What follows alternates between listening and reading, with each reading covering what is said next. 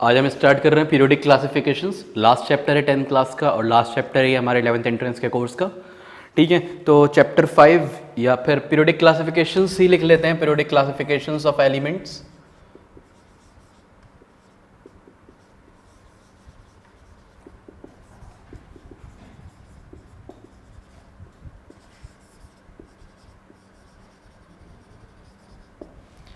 Classification क्यों किया गया एलिमेंट्स का? एलिमेंट्स को हमें क्लासिफाई करने की क्या ज़रूरत पड़ी? ताकि उनकी स्टडी आसान हो जाए और उनकी जो प्रॉपर्टीज़ उनको इजीली स्टडी करा जाए। हो सकता है बहुत सारे एलिमेंट्स ऐसे हों, उस टाइम ये सोचा गया कि हो सकता है बहुत सारे एलिमेंट्स ऐसे हों जिनकी प्रॉपर्टीज़ सेम हो, तो क्यों ना उनको एक ही ग्रुप में रखा जाए जिनकी प्रॉपर्टीज़ सेम है। ये सब सोचते हुए एलिमेंट्स को क्लासीफाई करा गया ताकि उसकी स्टडी सिस्टमैटिक हो जाए और ईजी हो जाए। तो elements were classified to make their study easy and systematic, easier and systematic. Elements were classified to make their study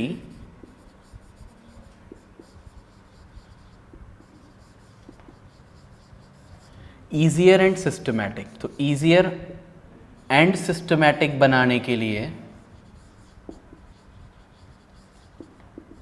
elements को क्लासिफाई करा गया।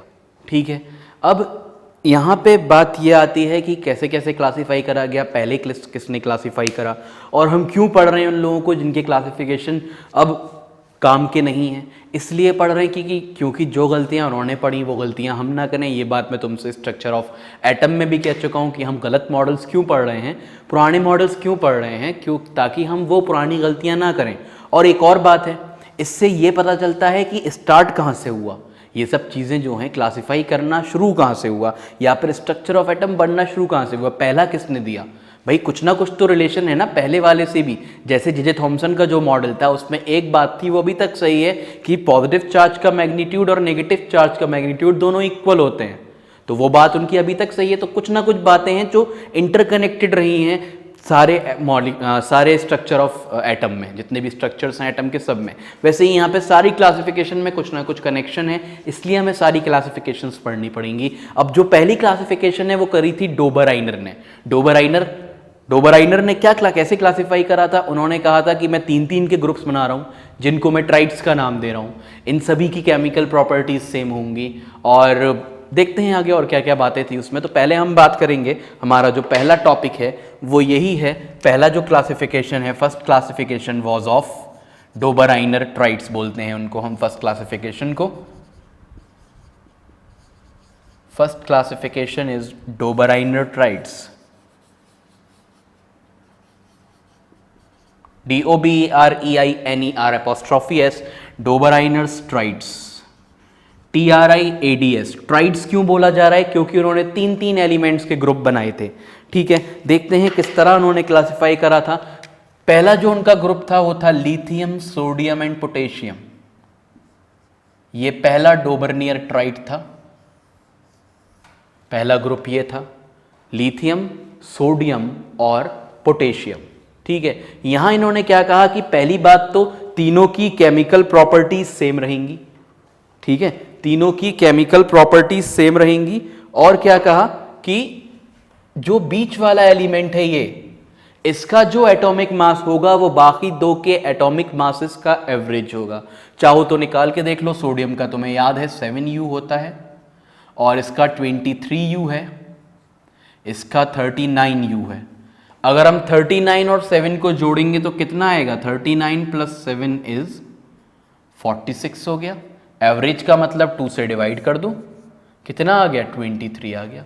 ठीक है, तो क्या क्या पॉइंट्स हो गए इनके? पहला पॉइंट ये कि they all have similar chemical properties, इन तीनों की chemical properties, they have similar chemical properties,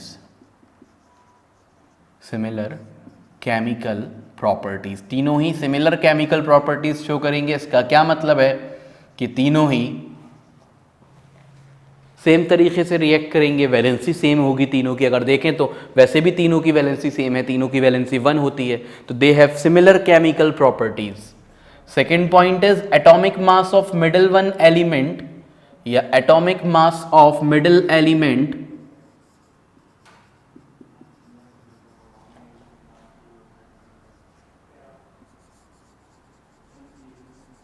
is arithmetic mean of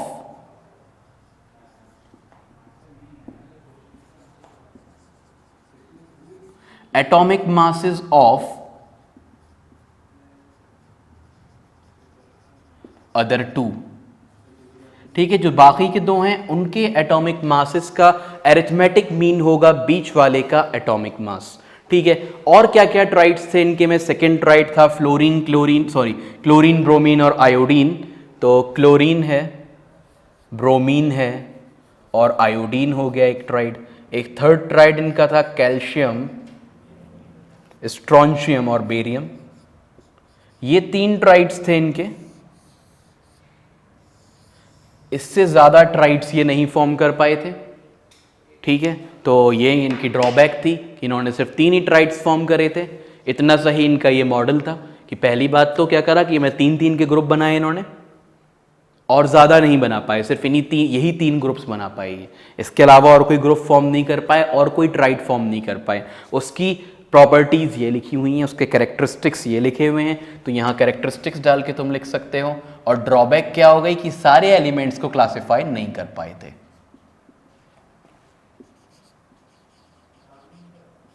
drawbacks could not classify all elements।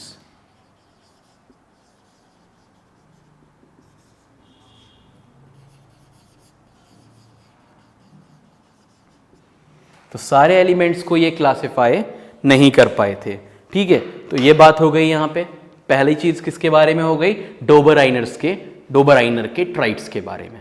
अब आगे बढ़ते हैं। फिर जब ये देखा गया कि ये सारे एलिमेंट्स क्लासिफाई नहीं करे जा रहे हैं, फिर दूसरे साइंटिस्ट इनके बाद दूसरे केमिस्ट जिन्होंने क्लासिफिकेशन दिया उनका नाम था न्यूलैंड्स। तो न्यूलैंड्स के ऑक्टेव्स देख लेते हैं, न्यूलैंड्स के ऑक्टेव्स के बारे में देख लेते हैं। तो क्वेश्चन ये आ सकता है, ट्राइड्स के बारे में आ सकता है क्वेश्चन, ट्राइड्स के कैरेक्टरिस्टिक के बारे में आ सकता है। ड्रॉबैक तो खैर बहुत सिंपल सी है, तो ड्रॉबैक पे कोई क्वेश्चन बनने का नहीं है। बस ये ट्राइड्स ध्यान में रखना तीनों। इसमें खास चीज़ ये है कि ट्राइड्स ध्यान में रखने हैं, और ये जो 2 पॉइंट्स लिखे हुए 2 पॉइंट्स ध्यान में रखने हैं। ठीक है, वो पॉइंट्स लिख के पूछ सकते हैं किसके पॉइंट्स हैं, किसके क्लासिफिकेशन के कैरेक्टरिस्टिक्स हैं। न्यूलैंड्स के क्लासिफिकेशन के कैरेक्टरिस्टिक्स हैं, या फिर डोबराइनर के, या मेंडलीफ के, या फिर हेनरी मोजले के, है ना। तो 3-4 नाम देके तुमसे पूछ सकते हैं कि किसके क्लासिफिकेशन के कैरेक्टरिस्टिक्स हैं ये, तो इसको इसलिए ध्यान में रखना ज़रूरी है। ठीक, अब आगे आते हैं न्यूलैंड्स लॉ ऑफ ऑक्टेव्स पे। सेकेंड क्लासिफिकेशन है हमारा न्यूलैंड्स लॉ ऑफ ऑक्टेव्स। भाई यहां से मेन क्लासिफिकेशन शुरू हुआ था देखा जाए तो। इन्होंने ये कहा कि अगर हम एलिमेंट्स को भाई कुछ ना कुछ ऐसा रखें कि भाई, बात इनके दिमाग में भी एटॉमिक मास से ही आई थी डोबराइनर के। देखो मैं कह रहा हूं कुछ ना कुछ कनेक्शन रहता है, यहां पे एटॉमिक मास का यूज हुआ। तो इन्होंने सोचा कि अगर हम एटॉमिक मासेस के बेसिस पे एलिमेंट्स को अरेंज कर दें, increasing order of atomic masses में अगर हम एलिमेंट्स को अरेंज कर दें तो हमें क्या मिल जाएगा? तो हम ये देख सकते हैं कि हर 7th एलिमेंट पे या हर 7th एलिमेंट के बाद ये देख सकते हैं कि प्रॉपर्टीज रिपीट होने लगेंगी। ठीक है, जैसे कि भाई लिथियम के बाद beryllium, boron, carbon, nitrogen, oxygen के बाद फ्लोरीन। ठीक है, इस तरह से फ्लोरीन के बाद फिर आया फ्लोरीन के बाद वहां आता था सोडियम। तो फ्लोरीन के बाद आया सोडियम, तो सोडियम पे प्रॉपर्टी रिपीट होगी। Lithium, beryllium, boron, carbon, nitrogen, oxygen, fluorine. Neon उस टाइम पे नहीं था, नोबल गैसेस नहीं थी। Then sodium. तो इन्होंने कहा कि हर 7वें एलिमेंट पे या हर 7वें एलिमेंट के बाद प्रॉपर्टीज अपने आप को रिपीट करेंगी। ठीक है, हर 7वें एलिमेंट के बाद प्रॉपर्टीज अपने आप को रिपीट करेंगी। कैसे रिपीट करेंगी? जैसे कि म्यूजिकल नोट्स अपने आप को रिपीट करते हैं। म्यूजिकल नोट्स क्या होते हैं? म्यूजिकल नोट्स जैसे सारे गामा पादा नी सा, सा रे गामा पादा नी सा, फिर से आता है 7th नोट है, वो रिपीट कर रहा है अपने आप को, है ना, सा से सीधे सा पे पहुंच रहे हैं। वैसे ही ये प्रॉपर्टीज भी अपने आप को हर 7वें एलिमेंट पे रिपीट करेंगी, जैसे कि lithium, beryllium, boron, carbon, nitrogen, oxygen, fluorine and then sodium. Sodium की प्रॉपर्टीज बिल्कुल कैसी होंगी? सोडियम की प्रॉपर्टीज बिल्कुल होंगी लिथियम जैसी। लिथियम के बाद सोडियम की प्रॉपर्टीज सेम होंगी। ठीक है, और थोड़ा सा यहाँ पे चेंज कर लेना, ये हाइड्रोजन आ रहा है, हाइड्रोजन के नीचे फ्लोरीन आ रहा है, फ्लोरीन यहाँ नहीं है। ठीक है। तो इस तरह से ये लिथियम की प्रॉपर्टीज सोडियम में रिपीट होंगी, सोडियम की प्रॉपर्टीज देन पोटेशियम में रिपीट होंगी। अगर मैं इसको आगे लिखता चला जाऊं तो खैर हमें ये ऑक्टेव्स याद रखने की ज़रूरत नहीं है, हमें अपना कोर्स नहीं बढ़ाना है, हम 11th एंट्रेंस के लिए पढ़ रहे हैं, तो उसमें ये सब चीज़ों की ज़रूरत नहीं है कि वो तुमसे ऑक्टेव्स पूछेंगे या मतलब ये पूछने लगे कि पूरे के पूरे ऑक्टेव्स लिखो या मतलब उसमें किसकी पोजीशन कहाँ पे थी। तो ऑक्टेव्स पे सवाल नहीं आएगा इस तरह से कि इसकी पोजीशन कहाँ थी। पोजीशन पे सवाल आएगा तो वो आएगा कहाँ से, पीरियोडिक टेबल से, मॉडर्न पीरियोडिक टेबल से। ठीक है, तो चलो फिर इसके बाद आगे बढ़ते हैं, मतलब अभी इसी को पढ़ते हैं थोड़ा सा। तो इसके बारे में इनके अगर कैरेक्टरिस्टिक्स को देखा जाए तो हम यही लिखेंगे कि एलिमेंट्स को अगर हम increasing order of atomic masses में अरेंज करते हैं तो क्या होता है कि एक टाइम पीरियड के बाद वो अपनी प्रॉपर्टीज को रिपीट करने लगते हैं। जैसे मैंने बताया लिथियम की प्रॉपर्टीज कहां आ जाएंगी, सोडियम में आ जाएंगी। ठीक है, वैसे इनको याद रखना थोड़ा दूर तक तो मुश्किल नहीं है क्योंकि ये बिल्कुल पीरियोडिक टेबल की तरह है। अब यहाँ मैग्नीशियम आएगा, मैग्नीशियम के बाद एल्यूमिनियम आएगा, एल्यूमिनियम के बाद सिलिकॉन आएगा, फिर फास्फोरस आएगा, फिर आएगा हमारा सल्फर, सल्फर के बाद क्लोरीन, क्लोरीन के बाद पोटेशियम। ठीक है, पोटेशियम के बाद कैल्शियम। यहां तक तो याद करने में कोई परेशानी नहीं है। ठीक है, क्योंकि इसमें आ रहा है कि कैल्शियम तक तो ये बिल्कुल सही है। बात ये थी कि कैल्शियम के बाद, इस कैल्शियम के बाद ये सही नहीं बैठ रही थी, यही ड्रॉबैक था इनका। और मुझे भी याद नहीं है, कैल्शियम के बाद मैंने याद ही नहीं करी, कैल्शियम तक ही ठीक है ये, है ना। तो कैल्शियम के बाद हम इसको हमें से लिखने का कोई फायदा नहीं है क्योंकि ये अपने आप को ये प्रॉपर्टीज रिपीट नहीं करती हैं। इसकी प्रॉपर्टीज इसके बाद में रिपीट होना बंद हो जाती हैं। इनका जो लॉ था वो कैल्शियम तक ही सही था, उसके बाद वो फेल हो गया था। ठीक है, तो लॉ क्या था इसके बारे में इनके भी कैरेक्टरिस्टिक्स देख लेते हैं, न्यूलैंड्स लॉ ऑफ ऑक्टेव्स के। ये रब करते हैं डोबराइनर की बात।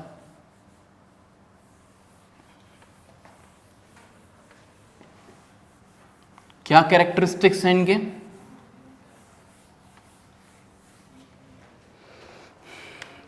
पहला कैरेक्टरिस्टिक यही कि इफ एलिमेंट्स आर अरेंज्ड, और ये कैरेक्टरिस्टिक ही नहीं, ये हमारा न्यूलैंड का लॉ ऑफ ऑक्टेव्स भी है, तो इसको तुम न्यूलैंड लॉ ऑफ ऑक्टेव्स भी लिख सकते हो। कैरेक्टरिस्टिक्स हटा के इसको न्यूलैंड्स लॉ ऑफ ऑक्टेव्स लिख दो। इसको लॉ ऑफ ऑक्टेव्स जो न्यूलैंड ने दिया था वो क्या था भाई, ये तो पूछा जा सकता है ना कि लॉ ऑफ ऑक्टेव्स क्या था, भला ही वो लॉ ऑफ उसमें ना घुसे पूरे में। ठीक है, तो लॉ ऑफ ऑक्टेव्स में क्या है, if elements are arranged in increasing order of atomic masses,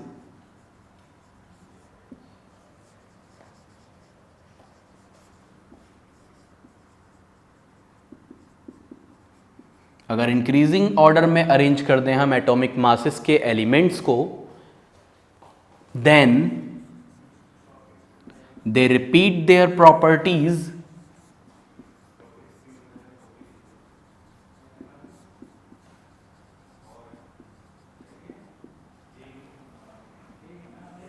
after every seventh element, या एट एवरी सेवेंथ एलिमेंट। एट ही होगा कि हाइड्रोजन के बाद फ्लोरीन आ रहा है, मतलब वो ये मानते थे कि हाइड्रोजन फ्लोरीन जैसा है। अभी भी हाइड्रोजन में कुछ प्रॉपर्टीज हेलोजन जैसी हैं, 1 2 3 4 5 6 7 8, तो आफ्टर एवरी सेवेंथ एलिमेंट कह सकते हो। आफ्टर एवरी सेवेंथ एलिमेंट वो अपनी प्रॉपर्टीज को रिपीट करते हैं। ठीक है, they repeat their properties after every seventh element. Just like, इसी में जोड़ लेना इस बात को, just like musical notes. Just like musical notes, क्या होते हैं म्यूजिकल नोट्स,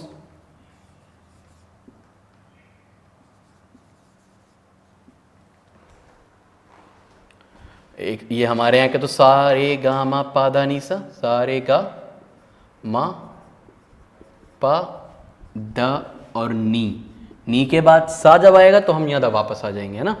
ये 7 म्यूजिकल नोट्स हैं, सा रे गा मा पा दा नी, और सा जब आता है तो हम वापस से वहां आ जाते हैं। ठीक है, और इंग्लिश में अगर तुम देखो तो ये डो रे मी फा सो लाती होते हैं, डो रे मी फा सो ला ती। ठीक है, डो रे मी फा सो ला ती। ठीक है, ये होते हैं किसमें, इंग्लिश में। और हमारे यहाँ के जो है वो सारे गामा पदा नीसा, तो ये अपने आप को रिपीट करते हैं, हर सेवेंथ के बाद रिपीट करते हैं, है ना। 7 है ये, 7 के बाद फिर से सा आ जाता है। वैसे ही ये अपनी प्रॉपर्टीज को रिपीट करते हैं एलिमेंट्स, इन्होंने ये कहा था। अब क्या ड्रॉबैक्स है इनकी, ड्रॉबैक्स थोड़ी इंपॉर्टेंट हैं। इनके जो ड्रॉबैक्स थी उसी को बेसिस बनाते हुए लोगों ने आगे काम करना शुरू करा, मेंडलीव ने आगे काम करना शुरू करा। तो ड्रॉबैक्स इनकी इंपॉर्टेंट है। क्या ड्रॉबैक्स हैं, पहला तो यही कि इनका जो क्लासिफिकेशन था वो कैल्शियम तक ही सही था, उसके आगे वो सही नहीं था, गलत हो गया था, है ना। His classification was correct up to calcium only. ये क्वेश्चन आ सकता है किस एलिमेंट तक किस एलिमेंट तक न्यूलैंड का क्लासिफिकेशन सही था। तो his classification was correct till calcium only. तो कैल्शियम तक ही सही था इसका क्लासिफिकेशन। यहां तक ड्रॉबैक में बात समझ में आ गई होगी तुम्हारे कि कैल्शियम तक ही सही था। और भी बहुत सी बातें थी कि इन्होंने क्या करा था, कुछ डिफरेंट प्रॉपर्टीज वाले एलिमेंट्स को एक साथ रख दिया था और कुछ सिमिलर प्रॉपर्टीज वालों को दूर दूर रख दिया था। जैसे आयरन, कोबाल्ट और निकेल, इनकी प्रॉपर्टीज सेम होती हैं, तो आयरन इस कोने में नजर आता है, कोबाल्ट यहां नजर आता है, इतनी दूर दूर थे दोनों, ठीक है। तो इसकी जो ड्रॉबैक्स है उसको देख लेते हैं। पहली तो यही हो गई। और दूसरी बात ये कि इन्होंने ये मान लिया था कि अब जितने एलिमेंट्स हैं उतने ही रहेंगे, उसके बाद कोई फर्दर कोई भी डिस्कवरी नहीं होगी, ठीक है। तो he assumed that there were 56 elements only. He assumed that there were only 56 elements. इन्होंने ये मान लिया था कि 56 एलिमेंट्स ही होंगे और एलिमेंट्स नहीं हो सकते हैं, ठीक है। ये बात क्लियर हो गई होगी। सेकंड पॉइंट ये था, सेकंड ड्रॉबैक ये थी। और थर्ड ड्रॉबैक ये थी कि फिट करने के लिए उन्होंने क्या करा था, कुछ एलिमेंट्स को, कुछ दो एलिमेंट को एक साथ भी लिख दिया था। अगर तुम देखोगे इनका क्लासिफिकेशन जाके, तो इनके क्लासिफिकेशन में कुछ दो एलिमेंट्स एक साथ भी लिखे हुए हैं, ठीक है। ये जो हमने क्लोरीन लिखा था, क्लोरीन के नीचे कोबाल्ट और निकेल हैं, कोबाल्ट और निकेल इन्होंने साथ में लिख दिए हैं, ठीक है। तो थर्ड पॉइंट क्या हो जाएगा, in order to fit elements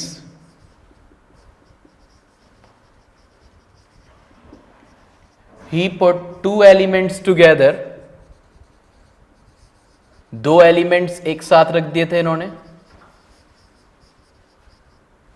और कुछ ऐसे एलिमेंट्स जिनकी प्रॉपर्टीज सेम थी उनको इन्होंने क्या करा था, उनको इन्होंने दूर दूर रख दिया था, ठीक है। और कोई ऐसी खास बात नहीं है इसमें।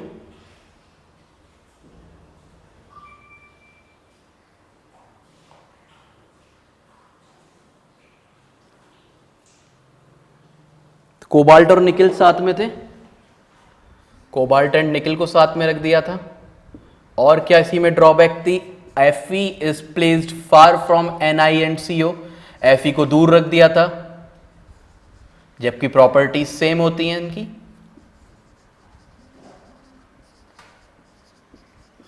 और CO और Ni को रखा कहां था, फ्लोरीन क्लोरीन वाले ग्रुप में, जो कि फ्लोरीन क्लोरीन नॉन मेटल्स हैं। और कोबाल्ट और निकेल क्या है, कोबाल्ट और निकेल क्या है, मेटल्स हैं, ठीक है। कोबाल्ट और निकेल की प्रॉपर्टी होती कैसी है, आयरन जैसी होती हैं, लेकिन आयरन से ये बहुत दूर थे। और तो आयरन को इन्होंने दूर रखा था, जबकि आयरन की प्रॉपर्टीज सेम होती हैं। यहां मैं ब्रैकेट में लिख दे रहा हूं, Fe हैज सिमिलर प्रॉपर्टीज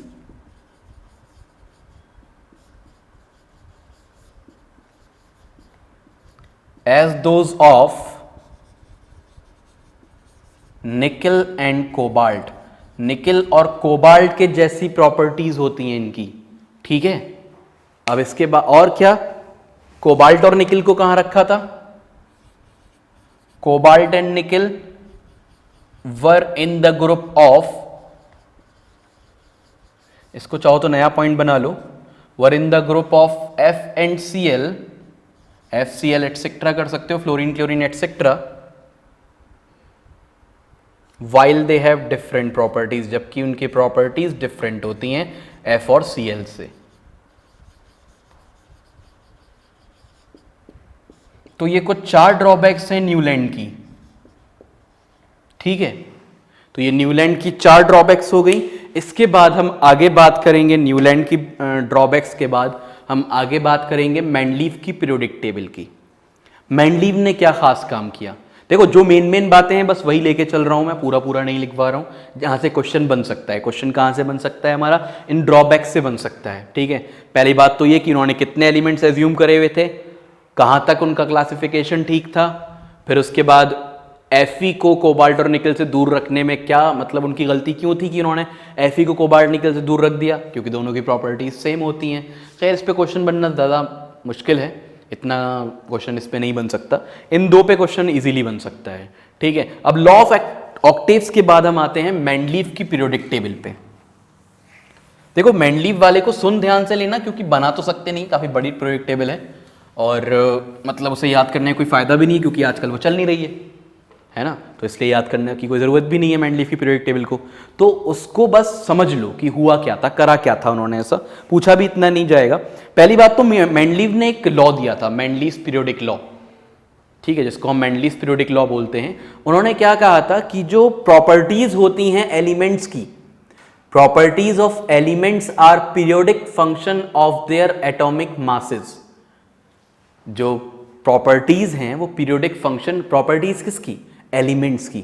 वो किसका पीरियोडिक फंक्शन होती है? एटॉमिक मासेस का। तो इसका क्या मतलब है कि अगर हम increasing order of atomic masses में अरेंज कर देंगे एलिमेंट्स को, जैसा कि न्यूलैंड ने किया था, तो क्या होगा कि एक पीरियड के बाद, एक टाइम पीरियड के बाद उनकी प्रॉपर्टीज अपने आप को रिपीट करेंगी। ये मेंडलीव का लॉ था, बिल्कुल मिलता जुलता था न्यूलैंड के लॉ के जैसे। इन्होंने बस म्यूजिकल नोट्स का नाम दे दिया था उसको कि हर 7वें एलिमेंट पे होगा। इन्होंने 7वां 8वां कोई नंबर नहीं दिया, इन्होंने क्या कहा, एक टाइम पीरियड के बाद वो रिपीट करेंगे अपने आप को। कौन रिपीट करेंगी? प्रॉपर्टीज। किसकी प्रॉपर्टीज? एलिमेंट्स की प्रॉपर्टीज। ठीक है, तो हम यहां पे मेंडलीव की बात करते हैं, मेंडलीव की पीरियोडिक टेबल की, Mendeleev's periodic table.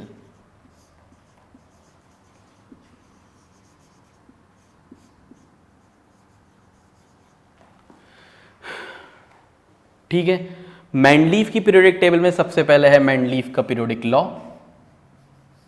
Mendeleev's periodic law.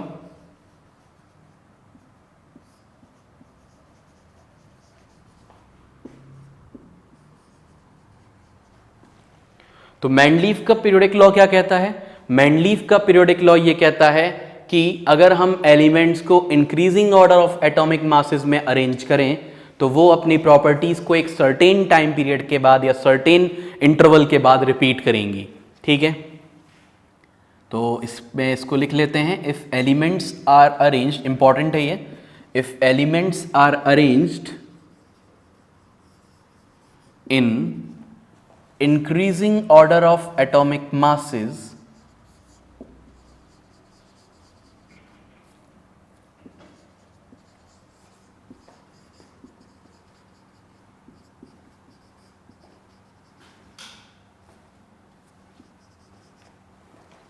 they repeat their properties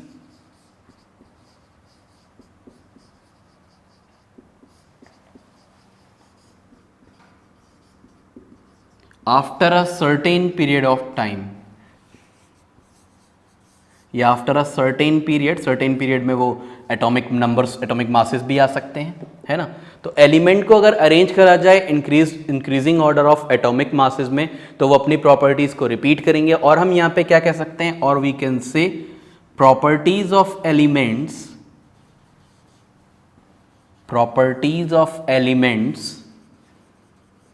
are periodic function. ये स्टेटमेंट जरूर याद रखना है, एग्जाम में पूछ सकते हैं, are periodic function of their atomic masses.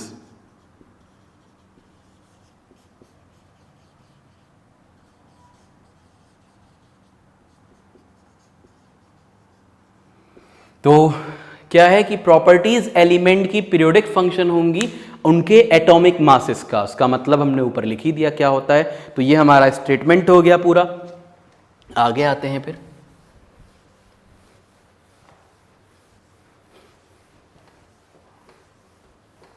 हाँ भाई, तो अब आगे क्या बात है।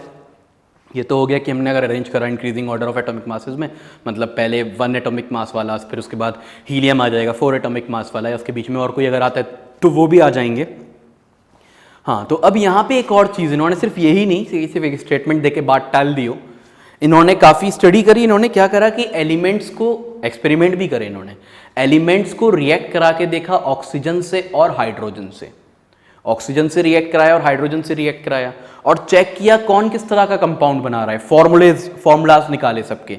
ठीक है, तो फॉर्मूला ऑक्साइड्स के बहुत तरह के होते हैं भाई। अगर आर एलिमेंट है, आर कोई भी एलिमेंट है, एनी एलिमेंट लेता हूं अगर मैं आर को, तो ऑक्सीजन के साथ मिलके वो R2O भी दे सकता है, जैसे सोडियम देता है Na2O, RO भी दे सकता है, जैसे कार्बन मोनोऑक्साइड RO होती है ना, RO2 दे सकता है, CO2 होती है, SiO2 होती है, R2O3 जैसे एल्यूमिनियम ऑक्साइड होती है। ठीक है, इस तरह की वो ऑक्साइड्स दे सकता है ना।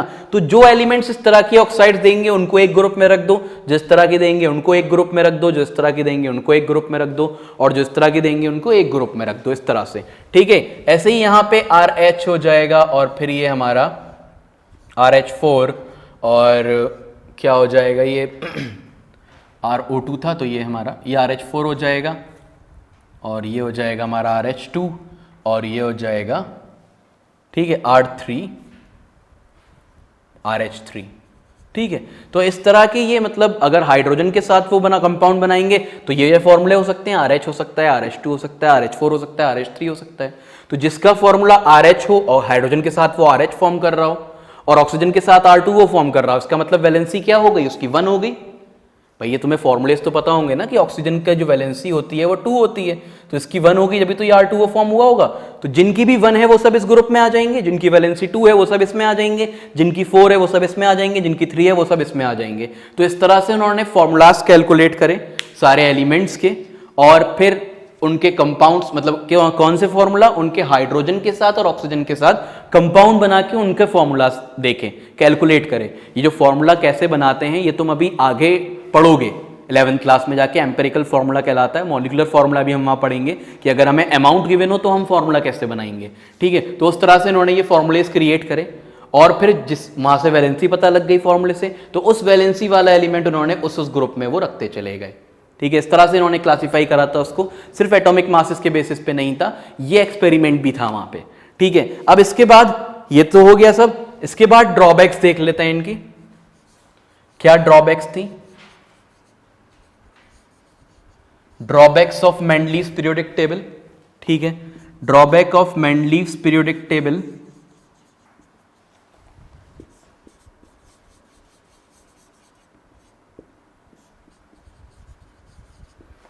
तो क्या क्या ड्रॉबैक्स थी, क्या कमियां थी इनकी पीरियोडिक टेबल की, उनको हम डिस्कस करेंगे इसके बाद। तो देखो, अब इन्होंने एटॉमिक मासेस के उसमें एटॉमिक मासेस के कंसेप्ट पे इन्होंने क्लासिफाई करा है। तो जो आइसोटोप्स हैं उनको अलग अलग रखना चाहिए था, लेकिन अगर तुम इनकी पीरियोडिक टेबल उठा के देखो तो उसमें आइसोटोप्स की तुम्हें अलग पोजीशन नहीं मिलेगी। ठीक है, और इवन जो आइसोबार्स होते हैं जिनका मास सेम होता है वो भी सेम पोजीशन पे नहीं मिलेंगे। ठीक है, तो बहुत सारी ड्रॉबैक्स थी जिनको हम डिस्कस करते हैं अब इसके बाद। तो क्या पहली ड्रॉबैक देख लेते हैं, क्या थी? वही कि आइसोटोप्स की कोई पोजीशन नहीं दी गई थी। आइसोटोप्स को कोई अलग स्पेसिफिक पोजीशन नहीं दी गई थी, जबकि आइसोटोप्स क्या होते हैं, तुम लोग पढ़ चुके हो आइसोटोप्स क्या होते हैं। आइसोटोप्स एक एलिमेंट के वो एटम्स होते हैं जिनका एटॉमिक मास डिफरेंट होता है। अब अगर हम डिफरेंट एटॉमिक मासेस के अकॉर्डिंग अरेंज कर रहे हैं एलिमेंट्स को, तो हमें आइसोटोप्स को अलग रखना था, तो कोई सेपरेट पोजीशन नहीं दी गई थी। No separate position for isotopes, no separate position for isotopes.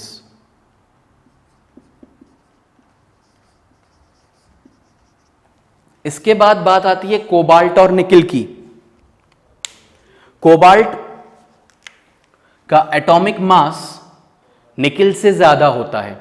Cobalt का जो एटॉमिक मास है वो निकिल से ज्यादा होता है, पर इन्होंने कोबाल्ट को पहले रखा, निकिल को बाद में रखा। ठीक है, position of cobalt and nickel.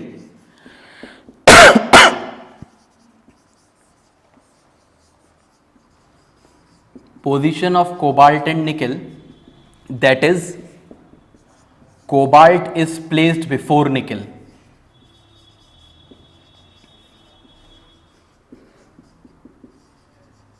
Despite having more atomic mass, जबकि उसका एटॉमिक मास निकिल से ज्यादा होता है, तो ज्यादा वाले को बाद में आना चाहिए तब भी कोबाल्ट को इन्होंने पहले रखा और इसे एक्सप्लेन नहीं करा कि मैं कोबाल्ट को पहले क्यों रख रहा हूं। इसका एटॉमिक मास होता है 58.9 कोबाल्ट का, और निकिल का एटॉमिक मास होता है 58.7। तो निकिल का कम है, लेकिन निकिल तब भी बाद में है। ठीक है, तो ये दो ये हो गई। एक तो पहली बात, आइसोटोप्स की कोई सेपरेट पोजीशन नहीं थी। दूसरी बात क्या हो गई? दूसरी बात हो गई कि कोबाल्ट और निकिल का वो नहीं था, कोबाल्ट और निकिल को अलग अलग नहीं रखा था। और कुछ इंपॉर्टेंट प्रॉपर्टी देख लेते हैं जो इन्होंने मिस करी थी, क्या था। तो ऐसा और कुछ नहीं है खास। ठीक है, तो ये दो ड्रॉबैक्स थी इनकी। तो ये तो हो गई लिमिटेशंस पीरियोडिक टेबल की, जिसको ये एक्सप्लेन नहीं कर पाए थे इन लिमिटेशंस को। कुछ मेरिट्स भी थी, कुछ फायदे भी थे इनके पीरियोडिक टेबल के। ठीक है, क्या क्या फायदे थे, मेरिट्स भी देख लेते हैं इनकी पीरियोडिक टेबल की। ये तो ड्रॉबैक्स हो गई, कमियां हो गई। मेरिट्स क्या क्या थी?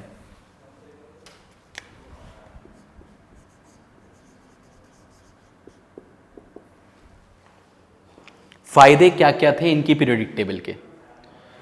तो फायदा ये था पीरियोडिक टेबल का, इन्होंने कुछ एलिमेंट्स जो डिस्कवर नहीं हुए थे उनके लिए गैप्स छोड़ दिए थे। ठीक है, तो he left gaps for undiscovered elements. He left gaps for undiscovered elements. कुछ अनडिस्कवर्ड एलिमेंट्स के लिए इन्होंने गैप्स छोड़ दिए थे।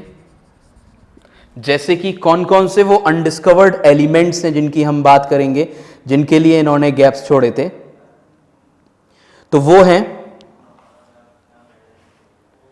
एक तो हमारा ये है गैलियम। ठीक है, गैलियम को इन्होंने नाम दिया था ईका एल्यूमिनियम। ईका एक संस्कृत का वर्ड है, ईका एल्यूमिनियम। और बाकी दो क्या थे? एक हमारा ईका बोरोन था और एक हमारा ईका सिलिकॉन था। ईका बोरोन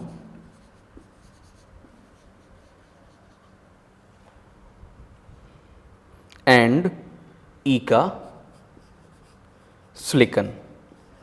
ठीक है, ईका एल्यूमिनियम, ईका बोरोन और ईका सिलिकॉन।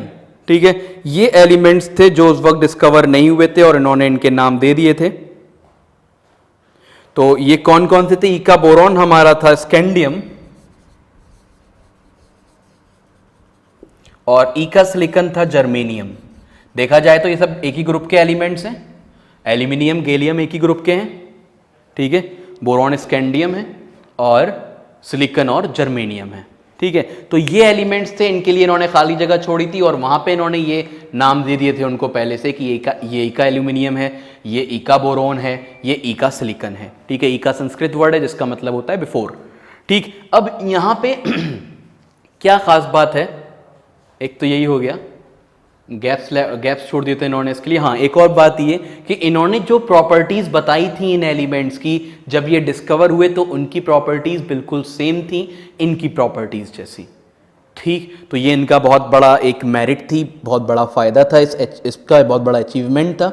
और कोई ऐसी खास चीज इसमें है नहीं।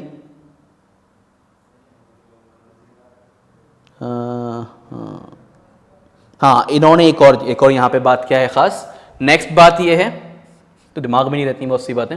हाँ, नेक्स्ट चीज ये है कि इन्होंने नोबल गैसेस के लिए पूरा एक सेपरेट कॉलम छोड़ दिया था।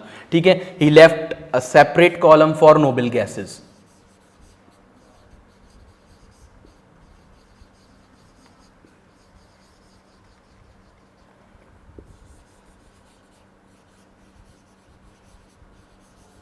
तो नोबल गैसेस के लिए इन्होंने एक पूरा सेपरेट कॉलम छोड़ दिया था। ये बात यहाँ पे समझ में आ गई होगी तुम लोगों को। ठीक, जो नोबल गैसेस उस वक्त डिस्कवर नहीं हुई थी, बाद में डिस्कवर हुई और उन्हें पूरा एक, जैसे कि अभी हमने वो पढ़ा था न्यूलैंड का लॉ ऑफ ऑक्टेव्स, वहाँ पे भी नहीं थी वो। तो ये हो गया हमारा मेंडलीफ का क्लासिफिकेशन, जिसमें दो ये लिमिटेशंस थी और दो ये उसके फायदे थे। ठीक है, इन दोनों लिमिटेशंस को और इन दोनों बेनिफिट्स को या अचीवमेंट्स को बहुत ध्यान से याद रखना। ये जो ईका एल्यूमिनियम, ईका बोरोन, ईका सिलिकॉन है, ये याद रखना बहुत ज़रूरी है। ठीक है, चलो फिर आगे आते हैं। ये लिमिटेशंस हो गई और सब हो गया। अब जो मॉडर्न पीरियोडिक टेबल है उसकी तरफ बढ़ते हैं। क्या थी मॉडर्न पीरियोडिक टेबल, किसने प्रिपेयर करी थी और उसमें क्या क्या है जो कि हमें अब पढ़ना है, वो देख लेते हैं। तो इसके बाद जो नेक्स्ट है वो है modern periodic table, modern periodic table.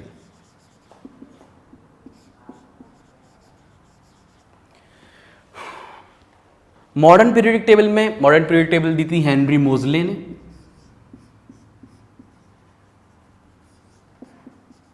थोड़ा नील्स बोर की हेल्प भी थी इसमें हेनरी मोजले के साथ, ठीक है। तो हेनरी मोजले ने प्रिपेयर करी थी ये पीरियोडिक टेबल। और यहां पे हम क्या बात करेंगे, जैसे मेंडलीफ का पीरियोडिक लॉ था वैसे ही एक मॉडर्न पीरियोडिक लॉ भी है, मॉडर्न पीरियोडिक लॉ। इसका हम छोटा वाला स्टेटमेंट ही देख लेते हैं कि बड़ा स्टेटमेंट तो हम लिख चुके हैं मेंडलीफ पीरियोडिक लॉ में। क्या था मेंडलीफ पीरियोडिक लॉ का बड़ा स्टेटमेंट, कि अगर हम एलिमेंट्स को अरेंज कर दें increasing order of atomic masses के ऑर्डर में, तो क्या होगा कि उनकी प्रॉपर्टीज अपने आप को रिपीट करेंगी after a certain period of time. ऐसे ही मॉडर्न पीरियोडिक लॉ क्या है, उसको शॉर्ट में क्या बोलते थे हम मेंडलीफ पीरियोडिक लॉ को, कि properties of elements are periodic function of their atomic masses. यहां हम बोलेंगे कि प्रॉपर्टीज ऑफ एलिमेंट्स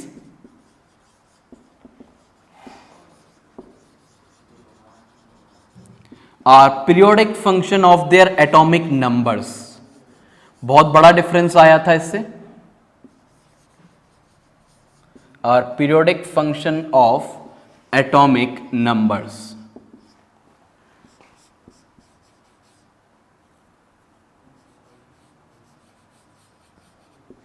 ठीक है, तो ये एक एटॉमिक नंबर का पीरियोडिक फंक्शन होगा ये। मॉडर्न पीरियोडिक लॉ क्या है, properties of elements are periodic function of their atomic numbers. ठीक है, मतलब कि अब जैसे वहां पे हम एटॉमिक मासेस के इंक्रीजिंग ऑर्डर में अरेंज कर रहे थे, यहां हम एटॉमिक नंबर्स के इंक्रीजिंग ऑर्डर में अरेंज करेंगे किसको, एलिमेंट्स को, और उनकी जो प्रॉपर्टीज होंगी वो पीरियोडिक मतलब वो एक सर्टेन पीरियड के बाद अपने आप को रिपीट करेंगी। ठीक है, तो ये हमारा, और इसमें क्या क्या चीजें हैं। अच्छा, एक और चीज यहां पे पहले डिस्कस कर लेते हैं, बाद में आगे बढ़ेंगे, कि मेंडलीफ की जो लिमिटेशंस थी, जो हमने लिमिटेशंस मेंडलीफ की पढ़ी हैं, उनको ये किस तरह से एक्सप्लेन कर रहा है। अगर ये हमने यहाँ पे एक छोटा सा चेंज कर दिया, एटॉमिक मास की जगह एटॉमिक नंबर आ गया, तो क्या इससे जो मेंडलीफ की कमियां थी वो दूर हुई या नहीं हुई। तो मेंडलीफ की कमियां क्या थी कि आइसोटोप्स के लिए उन्होंने एक डेफिनेट पोजीशन नहीं दी थी, और इस बात को भी एक्सप्लेन नहीं करा था कि वो क्यों नहीं दे रहे हैं आइसोटोप्स को अलग पोजीशन। तो अब जब एटॉमिक नंबर्स की फॉर्म में अरेंज करा गया पीरियोडिक टेबल को, तो क्या देखा गया कि आइसोटोप्स को अलग पोजीशन की जरूरत ही नहीं है, क्योंकि उन सब का एटॉमिक नंबर सेम होता है। तो पहली लिमिटेशन एक्सप्लेन हो गई इससे, एक्सप्लेनेशन ऑफ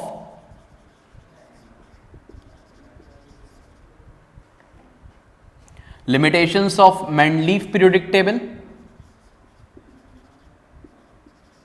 तो मेंडलीफ की पीरियोडिक टेबल की लिमिटेशन का एक्सप्लेनेशन,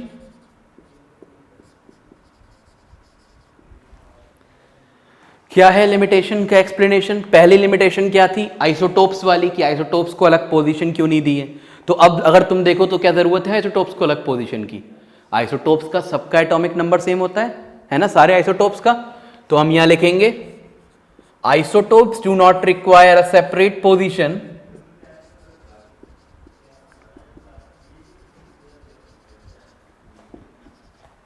तो आइसोटोप्स को एक सेपरेट पोजीशन की जरूरत नहीं है। Why, because they have same atomic numbers, they have same atomic number, क्योंकि उनका एटॉमिक नंबर जो है वो सेम है। तो ये पहली बात एक्सप्लेन करी इन्होंने कि भाई एटॉमिक मास जो था, जो एटॉमिक मास था वो तो अलग अलग था, तो अलग पोजीशन होनी चाहिए थी मेंडलीफ के अकॉर्डिंग। लेकिन अब मॉडर्न पीरियोडिक लॉ में उसको अलग करने की जरूरत ही नहीं पड़ी, क्योंकि एटॉमिक नंबर सेम है और हम अरेंज कर रहे हैं एटॉमिक नंबर के अकॉर्डिंग, तो अलग पोजीशन की जरूरत है ही नहीं।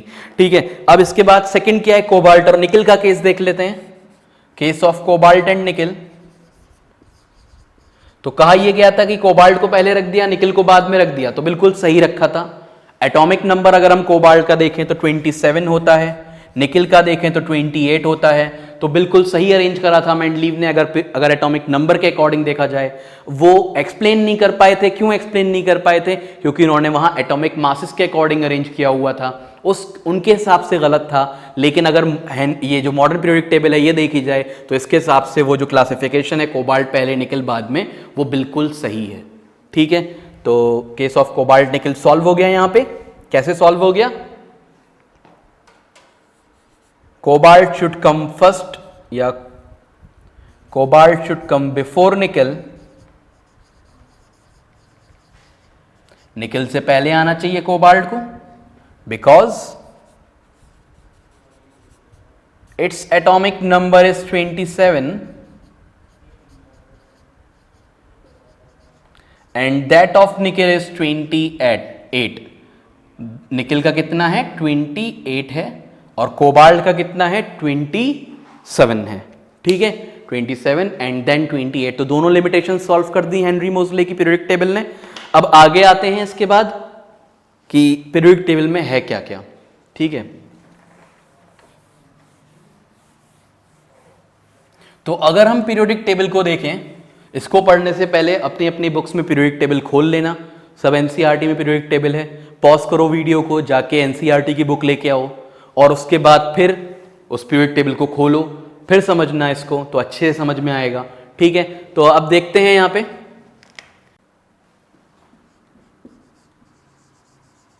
तो मॉडर्न पीरियोडिक टेबल हेनरी मोजले ने दी थी। ये modern periodic table by Henry मोजले लिख सकते हो। ठीक है, तो अब हेनरी मोजले ने दी थी, और इसमें हम क्या क्या चीजें पढ़ेंगे। इसमें जो है 7 हॉरिजॉन्टल रोज होती हैं, 7 हॉरिजॉन्टल रोज होती हैं, जिनको हम पीरियड्स बोलते हैं। ठीक है, तो it consist of 7 horizontal rose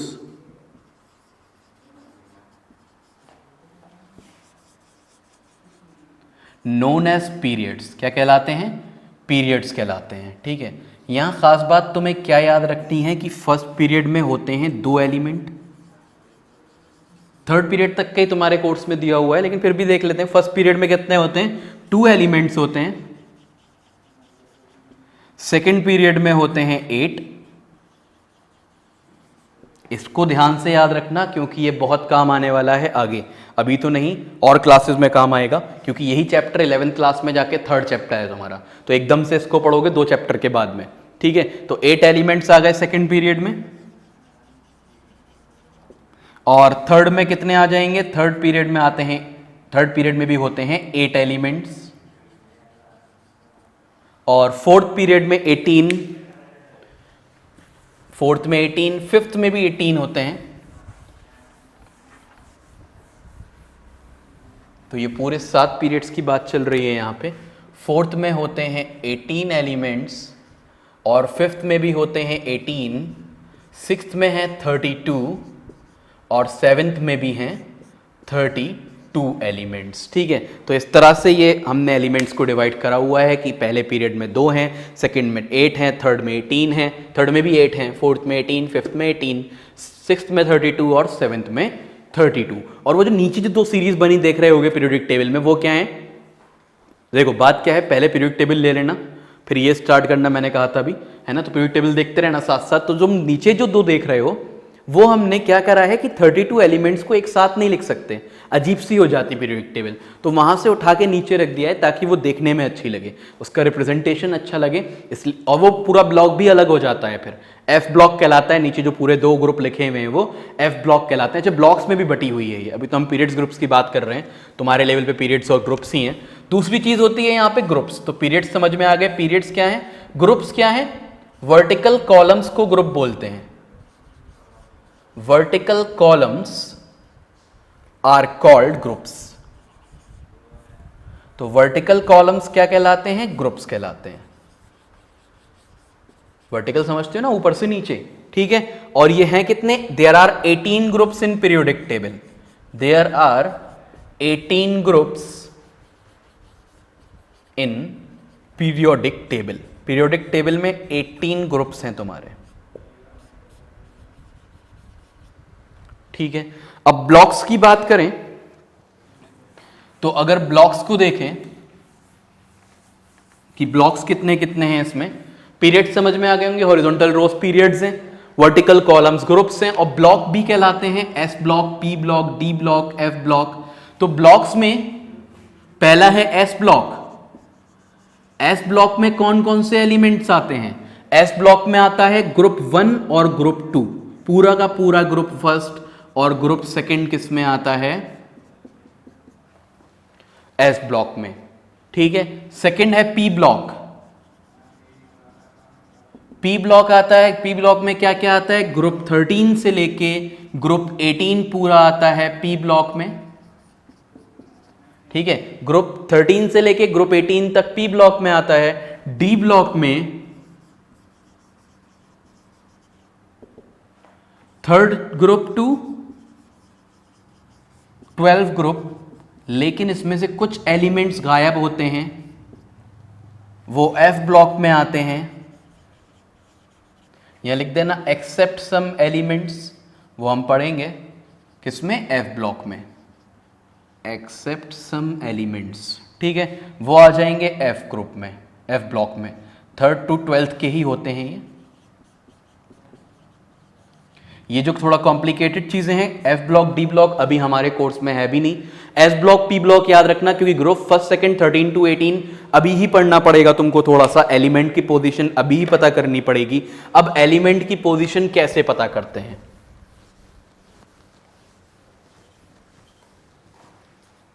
position of element देख लेते हैं। अभी हम सिर्फ ग्रुप और पीरियड बता रहे हैं क्योंकि हमारे कोर्स में ग्रुप और पीरियड है। जो ब्लॉक है वो दूसरी इलेक्ट्रॉनिक कॉन्फ़िगरेशन से पता लगता है, अभी हमने वाली इलेक्ट्रॉनिक कॉन्फ़िगरेशन पढ़ी नहीं है, उसको हम 11th क्लास में जाके डिस्कस करेंगे, तो वहाँ से फिर हम ब्लॉक्स के बारे में सीखेंगे। ठीक है, अभी ग्रुप्स के बारे में और पीरियड्स के बारे में अगर किसी भी उसकी हम पोजिशन बताएंगे तो कैसे बताएंगे कि ये इस पीरियड में है और इस ग्रुप में है। तो पोजिशन ऑफ एलिमेंट्स तुम्हें दे दिया गया कि एन एलिमेंट Na सोडियम, उसका एटॉमिक नंबर 11 है, तो बताओ, ये इसका एटॉमिक नंबर 11 है, तो बताओ वो कौन से पीरियड और कौन से ग्रुप में होगा। ठीक है, तो तुम क्या करो, सबसे पहले उसकी इलेक्ट्रॉनिक कॉन्फ़िगरेशन लिख लो। तुमने लिख लिया KLM281, number of shells check करो उसमें कितनी है, 3 शेल्स हैं, 1 2 3, तो पीरियड हो गया उसका थर्ड पीरियड है। ठीक है, ग्रुप कैसे पता करोगे? अगर एक एलिमेंट है लास्ट शेल में, अगर एक एलिमेंट है या 2 एलिमेंट है तो ग्रुप हो जाएगा फर्स्ट और सेकंड, तो इसका ग्रुप हो जाएगा फर्स्ट। अब अगर ये 2 होते तो सेकंड हो जाता, लेकिन अगर ये 3 होते तो 13 होता, फिर 10 ऐड कर दोगे। अगर वैलेंस इलेक्ट्रॉन जो ग्रुप नंबर है वो कैसे मिलता है हमें? ग्रुप नंबर मिलता है वैलेंस इलेक्ट्रॉन से। वैलेंस इलेक्ट्रॉन के इक्वल होता है नंबर ऑफ वैलेंस इलेक्ट्रॉन के इक्वल। शायद अभी यहां पे तो फर्स्ट ही रखो इसको, अभी रुको मैं आगे थोड़ा सा डिस्कस कर लेता हूं इसके बारे में।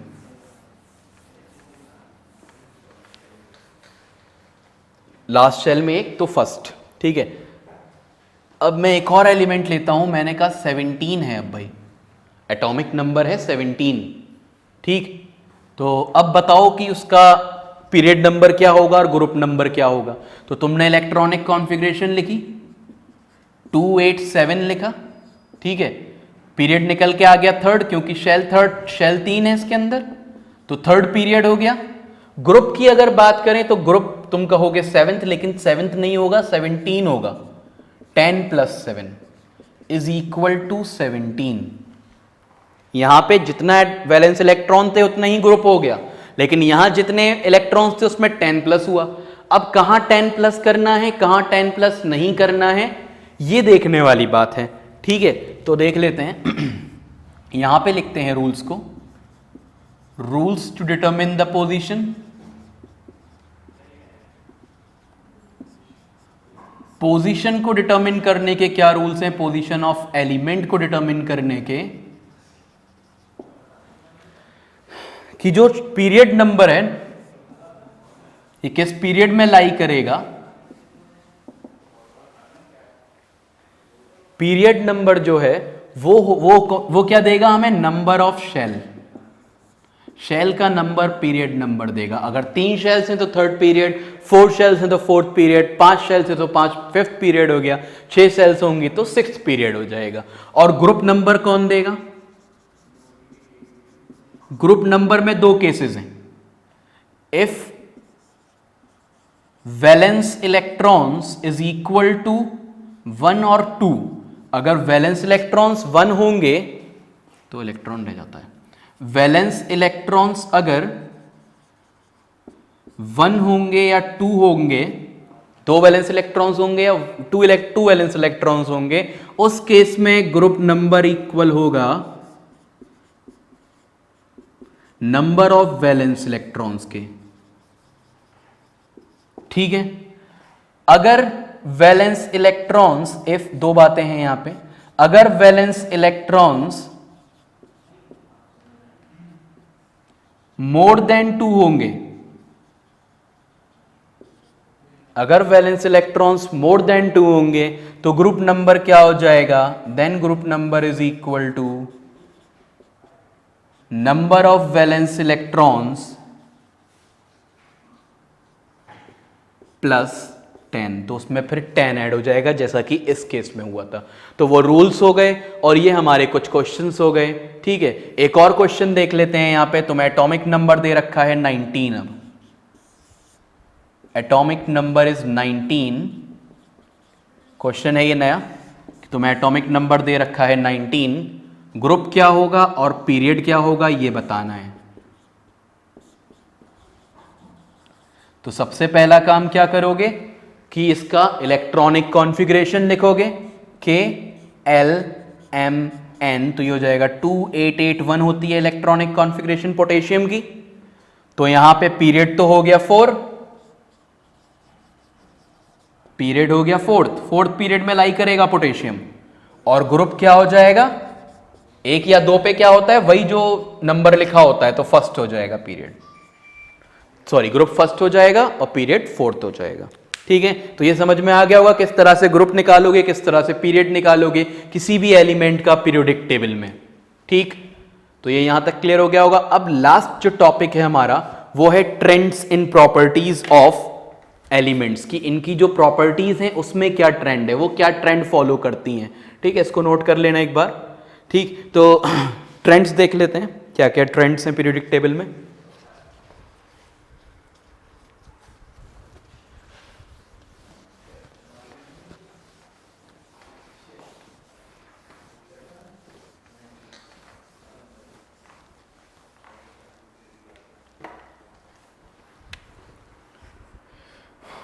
Trends in periodic table,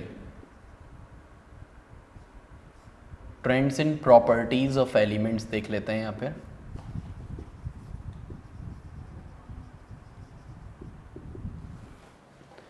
trends in properties of elements, पहले हम बात करेंगे किस प्रॉपर्टी की? एटॉमिक रेडियस की।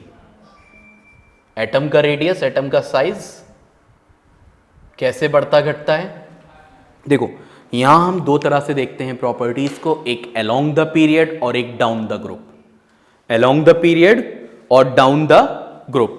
ठीक है, तुम्हारे यहां 2-3 ही प्रॉपर्टीज हैं, एक एटॉमिक रेडियस है, देन वैलेंसी है, वैलेंस इलेक्ट्रॉन्स हैं, एक ही बात हो गई दोनों, valency valence electrons, and then metallic non metallic character, वो भी एक बात हो गई, metallic non metallic character, and then last है केमिकल रिएक्टिविटी, और नेचर ऑफ ऑक्साइड्स भी है मेरे ख्याल से, नेचर ऑफ ऑक्साइड्स भी है।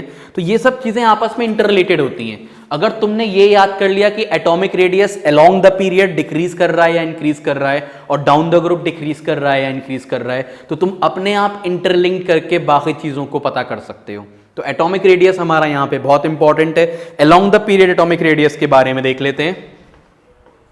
पहले हम बात करेंगे अलोंग द पीरियड। ठीक है, अलोंग द पीरियड, पीरियड के अक्रॉस ऐसे जाते में from left to right, along the period from left to right, मतलब फ्रॉम लेफ्ट टू राइट भी कह सकते हो उसको, along the period from left to right. ठीक है, मतलब इस तरह से पीरियोडिक टेबल तुम्हारे हाथ में, मैंने कहा था लेके बैठना, ठीक है। तो लेफ्ट टू राइट इस तरह से देखोगे अगर एटॉमिक रेडियस को, वहां एटॉमिक रेडियस लिखा होगा पीरियोडिक टेबल में, तो वो डिक्रीज होता है, ठीक है। Along the period from left to right it decreases. तो जो ये हमारा क्या है, एटॉमिक रेडियस है, अलोंग द पीरियड जाते में डिक्रीज हो रहा है। क्यों डिक्रीज हो रहा है? इसलिए डिक्रीज हो रहा है क्योंकि along the period number of protons बढ़ रहे हैं। Along the period number of protons increase हो रहे हैं। प्रोटॉन्स इंक्रीज होने से क्या हो रहा है? पॉजिटिव चार्ज बढ़ रहा है। पॉजिटिव चार्ज बढ़ने का क्या मतलब है कि इलेक्ट्रॉन पे अट्रैक्शन बढ़ जाएगा, इलेक्ट्रॉन न्यूक्लियस के पास आने लगेंगे। भाई अगर हम अलोंग द पीरियड जा रहे हैं तो एटॉमिक नंबर बढ़ रहा है या नहीं बढ़ रहा? क्या है पीरियड हमारा? ये है sodium, magnesium, aluminium, sodium, magnesium, aluminium, silicon, phosphorus. भाई एक ग्रुप की बात करें अगर इस वाले की, थर्ड पीरियड है ये, sodium, magnesium, aluminium, silicon, phosphorus, sulphur, chlorine, argon. ये है हमारा थर्ड पीरियड। अगर हम थर्ड पीरियड की बात करें तो सबसे ज्यादा साइज इसमें सोडियम का होगा, सबसे कम साइज इसमें आर्गन का होगा। क्यों? क्योंकि हम देख रहे हैं कि यहां सिर्फ 11 प्रोटॉन्स हैं, यहां 12। भाई एटॉमिक नंबर पता है ना, 11, 12, 13, 14, 15, 16, 17, 18।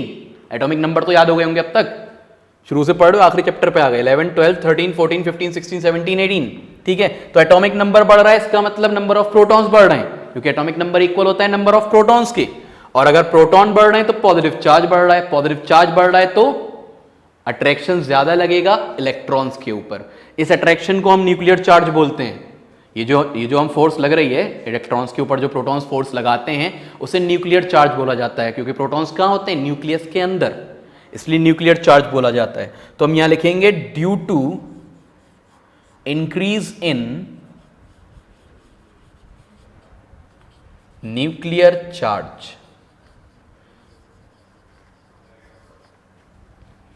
ब्रैकेट में लिख लेना नंबर ऑफ प्रोटॉन्स और पॉजिटिव चार्ज, ठीक है।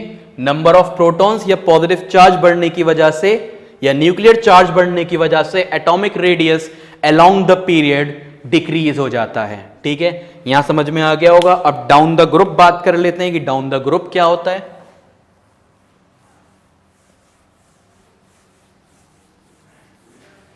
समझ में आ गया ना, अलोंग द पीरियड क्यों डिक्रीज हो रहा है? क्योंकि प्रोटॉन्स बढ़ रहे हैं। प्रोटॉन्स बढ़ रहे हैं तो अट्रैक्शन बढ़ रहा है, अट्रैक्शन बढ़ रहा है तो इलेक्ट्रॉन पास पास आ जाएंगे, न्यूक्लियस के पास आ जाएंगे, तो साइज इनका छोटा होता चला जाएगा। अब डाउन द ग्रुप को डिस्कस करते हैं। अगर हम डाउन द ग्रुप की बात करें तो down the group atomic radius increases, down the group it increases. तो down the group atomic radius increase करता है भाई, atomic radius down the group increase करता है। एक ग्रुप ले लेते हैं कोई सा, ये ले लेते हैं लीना की रब से फरियाद। हाँ भाई, ग्रुप कैसे याद करते हैं? कुछ निमोनिक्स होते हैं। पहला ग्रुप है लीना, अब सुनते रहना इसको, टाइम नहीं है ज्यादा। लीना की रब से फरियाद पहला ग्रुप हो गया, सुन के जल्दी से लिख लो। दूसरा बेटा मांगे कार, ग्रुप देखते रहो पीरियोडिक टेबल में, पीरियोडिक टेबल सामने रखो जब पढ़ पाओगे इसको। लीना की रब से फरियाद, बेटा मांगे कार, स्कूटर बाप राजी, ठीक है। इस तरह से ये दो ग्रुप्स हो गए तुम्हारे, ठीक।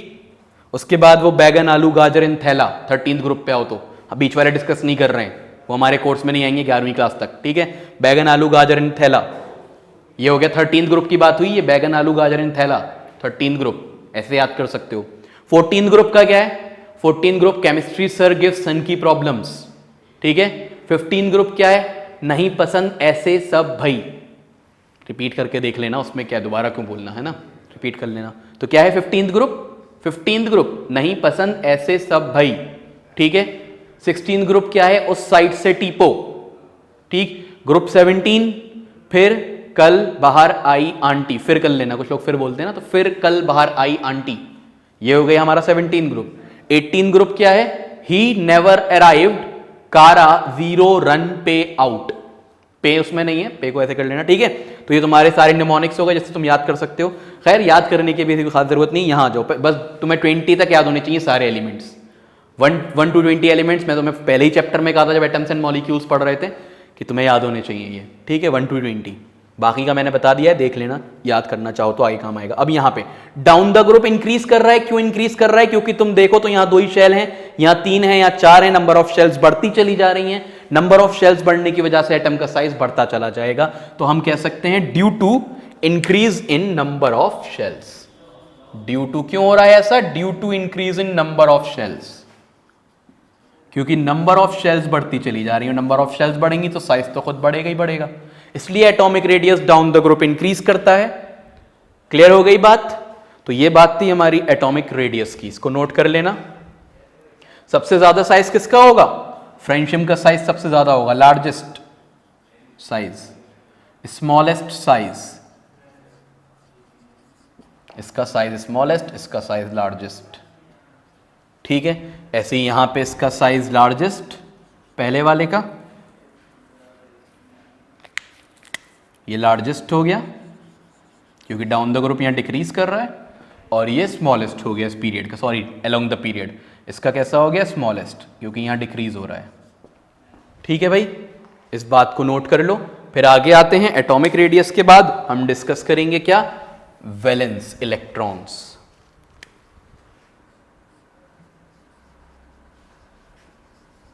वैलेंस इलेक्ट्रॉन्स को देख लेते हैं। Valence electron along the period increase करते हैं। क्या करते हैं along the period? Valence electron increases, valence electron increases along the period, ठीक है। देखते हैं कैसे इंक्रीज करते हैं। इन सब की इलेक्ट्रॉनिक कॉन्फ़िगरेशन लिख दो, अपने आप इंक्रीज पता लग जाएगा हो रहा है या नहीं।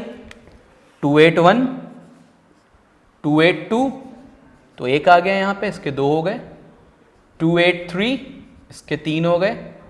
284, इसके 4 हो गए। इलेक्ट्रॉनिक कॉन्फ़िगरेशन तो याद होनी चाहिए। 285, 5 हो गए। 286, 6 हो गए। नहीं याद है पिछले चैप्टर्स देख के आओ। 287, 7 हो गए।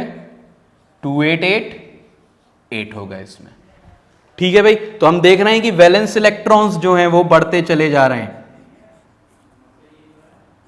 वैलेंस इलेक्ट्रॉन्स बढ़ते चले जा रहे हैं अलोंग द पीरियड, ठीक है। तो along the period from left to right it increases, valence electrons increases. Down the group देख लेते हैं अब। Down the group it remains same, कोई चेंज नहीं आता डाउन द ग्रुप। किसमें? वैलेंस इलेक्ट्रॉन्स में। सबके पास एक एक वैलेंस इलेक्ट्रॉन ही होगा, ठीक है। ये सब मिटा दे रहा हूं मैं, सब लिख लिया होगा पहले का। इन सबके पास एक एक एक एक एक एक ही वैलेंस इलेक्ट्रॉन होगा, ठीक है भाई। तो down the group valence electron same रहते हैं, ये बात भी लोग लिख लो। तुम लोगों को दोबारा लिखनी है, एक ही बार में नहीं करोगे, वहीं गिच पिच कर देना, ठीक है। दोबारा लिख लेने से तो पॉज करके हो गया होगा। अब वैलेंसी पे आते हैं। इसके बाद वैलेंसी का क्या है देख लेते हैं। वैलेंस इलेक्ट्रॉन के बाद वैलेंसी। तो वैलेंसी को अगर मैं देखूं, ये देखते हैं क्या रहेगा, अभी तो पता ही नहीं है ना। अब इसकी जो वैलेंसी है, या वैलेंस इलेक्ट्रॉन हटा के वैलेंसी देख लें, है ना। चलो वैलेंस इलेक्ट्रॉन भी लिखा रहने देते हैं, जरूरत पड़ती है इसकी। तो वैलेंसी क्या होगी? 1, अगर लास्ट शेल में एक इलेक्ट्रॉन है तो 1 होती है, लास्ट शेल में 2 है तो 2 होती है, 3 है तो 3, 4 है तो 4, लेकिन 5 होते हैं तो 3, 6 to 2, 7 हो तो 1, 0। तो we can say it first increases, पहले तो इंक्रीज करी वो कहां तक? सिलिकॉन तक इंक्रीज करा उसने। फर्स्ट इंक्रीजेस देन डिक्रीजेस, फिर डिक्रीज हो गई, ठीक। और down the group remain same, फिर से 1 1 ही रहेगी सबकी वैलेंसी, चेंज थोड़ी ना हो जाएगी इसमें, है ना। वैलेंसी तो सेम ही रहेगी। ये बात समझ में आ गई होगी कि it first increases then decreases. दिख रहा है हमको, हमने लिख के देख लिया, है ना। तो यहां तक बात समझ में आ गई। वैलेंसी के बाद अब नई चीज पे आते हैं, मेटेलिक कैरेक्टर पे। ये लिख लिया ना तुमने, आगे बढ़ते हैं। उसमें उसमें वही लिखना है जो लिखा हुआ है, रिमेन सेम। ठीक है, अब इसकी जरूरत नहीं है हमें, इसको मिटा देते हैं।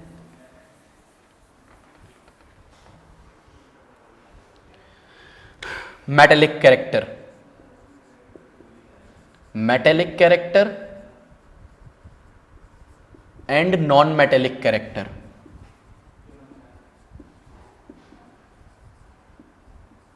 हम मेटल्स नॉन मेटल्स पढ़ चुके हैं। मैंने बताया था मेटेलिक कैरेक्टर का मतलब, मेटल क्या होते हैं, इलेक्ट्रोपॉजिटिव होते हैं। तो हम यहां पे ये भी लिख सकते हैं इसको कि ये इलेक्ट्रोपॉजिटिव कैरेक्टर होगा। मेटेलिक कैरेक्टर का मतलब क्या है, इलेक्ट्रोपॉजिटिव कैरेक्टर या फिर इलेक्ट्रोपॉजिटिविटी। कोई चीज अगर मेटेलिक है कोई चीज तो वो इलेक्ट्रोपॉजिटिव है, और ये होगा इलेक्ट्रोनेगेटिविटी।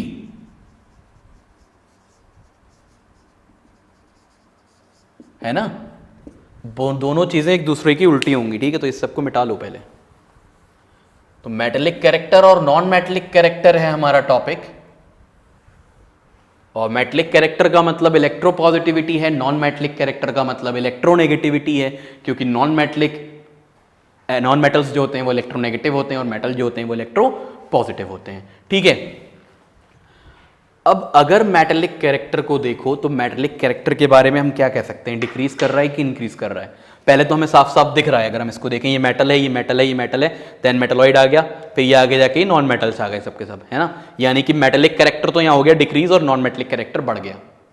अब क्यों ऐसा हो रहा है, तो हम क्या लिख सकते हैं इसमें पॉइंट, कि मेटेलिक कैरेक्टर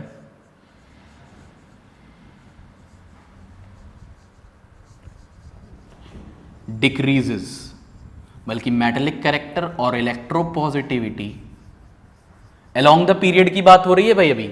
ठीक है, अगर हम ये लिखें तो ये अलोंग द पीरियड है, डाउन द ग्रुप नहीं, अभी अलोंग द पीरियड की बात हो रही है। ये बात लिख लेना कि अलोंग द पीरियड हो रही है, अलोंग द पीरियड। तो हम क्या लिखेंगे कि मेटेलिक कैरेक्टर और electropositivity decreases along the period. Metallic character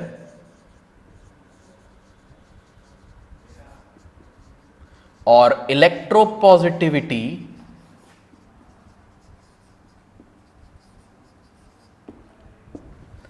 decreases.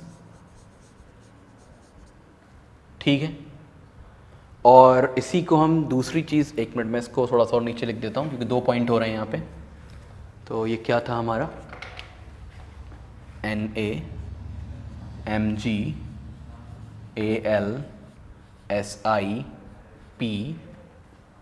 Phosphorus के बाद क्या आ रहा था, अरे भूल क्यों जाता हूँ, सल्फर, क्लोरीन, आर्गन।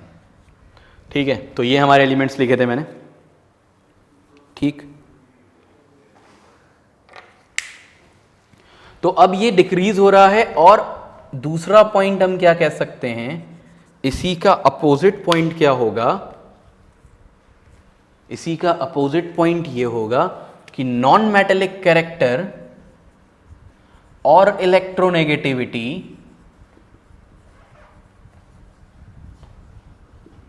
भाई एक ही से दोनों चीजें याद हो जाएंगी ना भाई। जब एक चीज कम हो रही है तो दूसरी चीज उसका अपोजिट है तो वो बढ़ेगी, इंक्रीजेस लिखेंगे यहां पे हम। अगर पॉजिटिविटी कम हो रही है तो नेगेटिविटी बढ़ेगी, है ना, इलेक्ट्रोनेगेटिविटी इंक्रीजेस। ठीक, वहां डिक्रीज, ये चीज डिक्रीज हो रही है, मेटेलिक कैरेक्टर और इलेक्ट्रोपॉजिटिविटी, नॉन मेटेलिक कैरेक्टर या इलेक्ट्रोनेगेटिविटी इंक्रीज हो रही है। ठीक है, अब ऐसा हो क्यों रहा है, हमने ये पढ़ा था कि along the period atomic size कम हो रहा है, ये पढ़ा था कि एटॉमिक साइज कम हो रहा है। अगर एटॉमिक साइज कम होगा तो मेटल कौन से होते हैं, जो इलेक्ट्रॉन लूज कर लेते हैं। इलेक्ट्रॉन लूज करने का क्या मतलब है, इलेक्ट्रॉन लूज वही कर सकता है जिसके इलेक्ट्रॉन न्यूक्लियस से ज्यादा दूर हो। तो साइज जिसका बड़ा होगा उसके इलेक्ट्रॉन ज्यादा दूर होंगे न्यूक्लियस से, इसके इलेक्ट्रॉन ज्यादा दूर होंगे, सोडियम है। ठीक है, हाँ, तो अलोंग द पीरियड हम देख रहे थे कि एटॉमिक रेडियस जो है वो डिक्रीज कर रहा है। एटॉमिक रेडियस डिक्रीज कर रहा है तो इसमें क्या है कि इलेक्ट्रॉन निकालना मुश्किल होता चला जाएगा, क्योंकि इलेक्ट्रॉन पास आते चले जाएंगे, यहां तक आते आते इलेक्ट्रॉन पास आ जाएंगे तो इलेक्ट्रॉन निकलना हो जाएगा मुश्किल, क्योंकि न्यूक्लियस अच्छे से पकड़े हुए उसको। और इलेक्ट्रॉन जब तक लूज नहीं होगा तब तक वो मेटेलिक नहीं होगा। मेटल का मतलब क्या है? इलेक्ट्रॉन जो लूज कर सकते हैं इजीली वो मेटल होते हैं। भाई इलेक्ट्रोपॉजिटिव का मतलब है ना इलेक्ट्रॉन लूज कर देना। इलेक्ट्रोपॉजिटिव कब बनती है कोई चीज? जब इलेक्ट्रॉन लूज कर देती है। इलेक्ट्रॉन इजीली कब लूज होगा? जब साइज होगा बड़ा। साइज कम हो जाएगा तो इलेक्ट्रॉन लूज करना हो जाएगा मुश्किल। इसीलिए हम कह रहे हैं मेटेलिक कैरेक्टर या इलेक्ट्रोपॉजिटिव कैरेक्टर डिक्रीज कर रहा है और ये जो है वो इंक्रीज कर रहा है। ये बात समझ में आ गई होगी। अब हम यहां क्या लिखेंगे? ड्यू टू, इसका रीजन लिख देंगे, due to decrease in size या size of atom, loss of electron becomes difficult. Loss of electron becomes difficult, तो इलेक्ट्रॉन का लूज करना डिफिकल्ट हो जाएगा। And gain of electron becomes easier, और गेन ऑफ इलेक्ट्रॉन ईजियर हो जाएगा। ठीक है, गेन ऑफ इलेक्ट्रॉन आसान हो जाएगा और लॉस ऑफ इलेक्ट्रॉन मुश्किल हो जाएगा, क्योंकि साइज कम हो गया एटम का। एटम कहां, मतलब इलेक्ट्रॉन्स कहां पहुंच गए? जब साइज कम हो जाएगा तो इलेक्ट्रॉन्स कहां पहुंच जाएंगे? न्यूक्लियस के ज्यादा पास आ जाएंगे, और न्यूक्लियस के पास आ जाएंगे तो उनको फिर ऐड करना तो इजी हो जाएगा। डालोगे जल्दी से पकड़ लेगा वो इलेक्ट्रॉन, लेकिन अगर निकालोगे तो मुश्किल से छोड़ेगा। तो इलेक्ट्रॉन निकालने का मतलब मेटेलिक होता है, इलेक्ट्रॉन लेने का मतलब नॉन मेटल होता है। नॉन मेटल गेन करते हैं इलेक्ट्रॉन को और मेटल लूज करते हैं। ठीक है, तो इलेक्ट्रॉन लूज करने की टेंडेंसी कम हो रही है इधर की तरफ, इलेक्ट्रॉन लॉस लूज मुश्किल से हो रहा है लॉन्ग द पीरियड, इसीलिए मेटेलिक कैरेक्टर जो है वो कम हो रहा है और नॉन मेटेलिक कैरेक्टर बढ़ रहा है। ठीक है, अब डाउन द ग्रुप की बात करते हैं। डाउन द ग्रुप क्या होता है इसमें? अरे मिटा दिया। डाउन द ग्रुप का क्या है कि down the group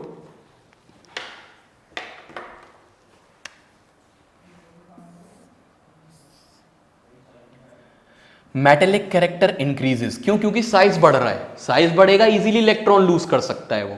electron lose करना, तो मेटेलिक कैरेक्टर और इलेक्ट्रोपॉजिटिविटी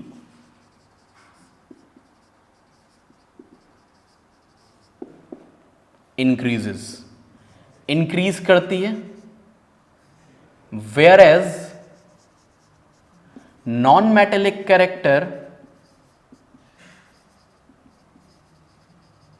और इलेक्ट्रोनेगेटिविटी डिक्रीजेस।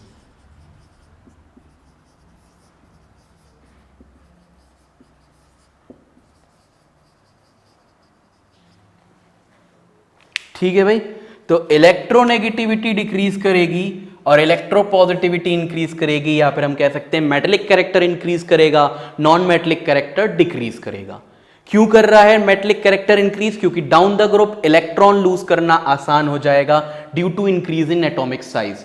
एटॉमिक साइज बढ़ेगा तो इलेक्ट्रॉन आसानी से लूज कर सकता है, कोई भी मेटल आसानी से लूज करेगा तो अच्छा मेटल हो जाएगा। ठीक है, तो डाउन द ग्रुप जो हमने लिखा था लीना की रब से फरियाद LINAKRBCSFR, ठीक है, ये जो लिखा था हमने इसको हम देखें तो डाउन द ग्रुप ये क्या है? यहां पे मेटेलिक कैरेक्टर बढ़ता चला जा रहा है। ये लीस्ट मेटेलिक होगा या लीस्ट इलेक्ट्रोपॉजिटिव होगा, ये मोस्ट मेटेलिक होगा।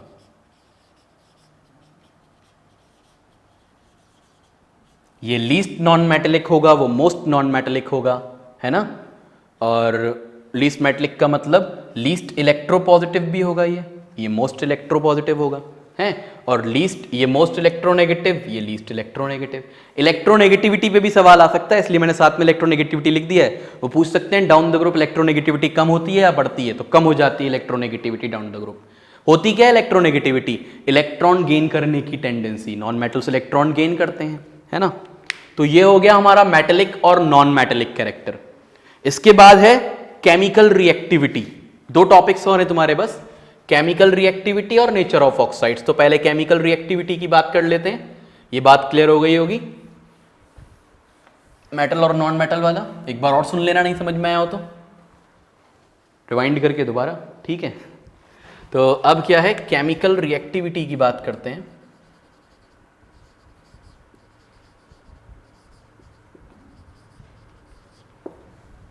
देखो मेटल्स भी बहुत ज़्यादा रिएक्टिव हो सकते हैं, नॉन मेटल्स भी बहुत ज़्यादा रिएक्टिव हो सकते हैं।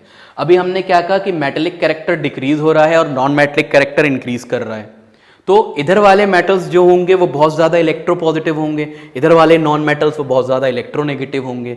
तो यहाँ पे भी रिएक्टिविटी बहुत ज़्यादा होगी, यहाँ पे भी रिएक्टिविटी बहुत ज़्यादा होगी, बीच में रिएक्टिविटी कम होगी। तो हम कह सकते हैं chemical reactivity first decreases then increases. ठीक है, तो हम क्या कह सकते हैं, first decreases then increases. First decreases